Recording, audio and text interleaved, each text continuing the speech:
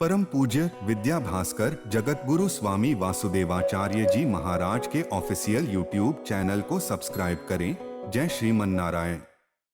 तो भगवान की दृष्टि पड़ जाने का फल था कि परीक्षित ने कलयुग का भी निग्रह किया, नियंत्रण किया।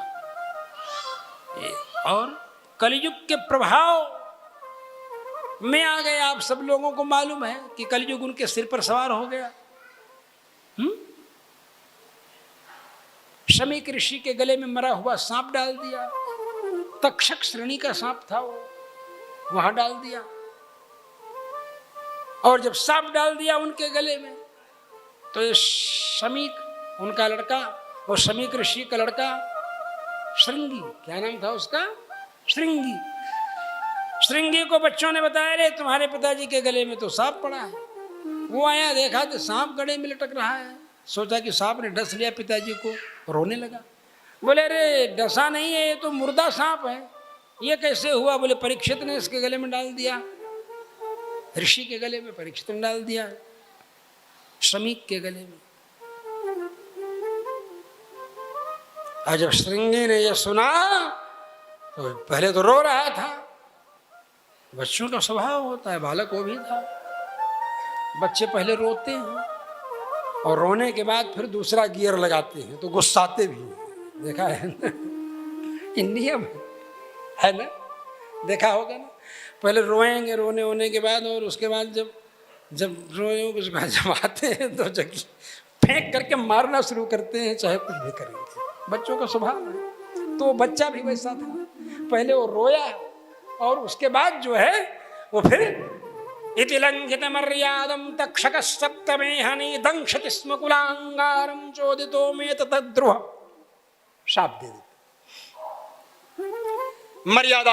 मर्यादा का उल्लंघन करने वाला ये राजा, अरे इन राजाओं को मैंने द्वारपाल के रूप में नियुक्त किया है, राष्ट्र का शासन चलाने के लिए, राष्ट्र को सुरक्षित रखने के लिए। ये गेट कीपर के तौर पर हैं राष्ट्र के अंदर, कि राष्ट्र की सुरक्षा करें। इसलिए नहीं है कि ये मनमाना करें, जो मन में आवे वही करें। किसी साधना में लगे हुए, समाधि में बैठे हुए ऋषि के गले में मरा हुआ सांप डाल दें, ये गुस्ताखी माफ नहीं हो सकती। जिस नस्ल के सांप को इन्होंने गले में डाला है मेरे पिताजी के गले में, उसी नस्ल का सांप, तक्षक नस्ल का था ना, इसीलिए कहा, क्या कहा, तक्षक सप्तमे हनि, सातवें दिन तक्षक उसको डस लेगा, शाप दे दिया। और यहाँ राजा परीक्षित बेचारे जब आए और अपने मुकुट से अपना मुकुट उतारा, मुकुट उतारने के बाद फिर जब नॉर्मल हुए, तब तक तो मैं राजा हूँ, मैंने कलयुग का भी नियंत्रण किया है, मैं कोई कम थोड़ो हूँ। अभी तो इसी चक्कर में थे।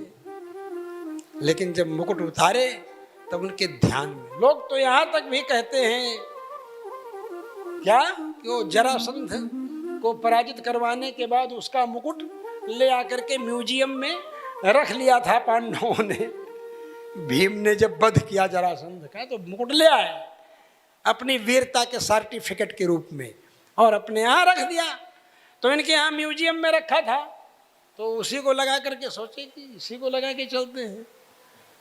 तो जरासंध के मुकुट को लगाने पर तो बुद्धि थोड़ा गड़बड़ रहेगी ही रहेगी। परम पूज्य विद्या भास्कर जगत गुरु स्वामी वासुदेवाचार्य जी महाराज के ऑफिशियल यूट्यूब चैनल को सब्सक्राइब करें। जय श्रीमन नारायण।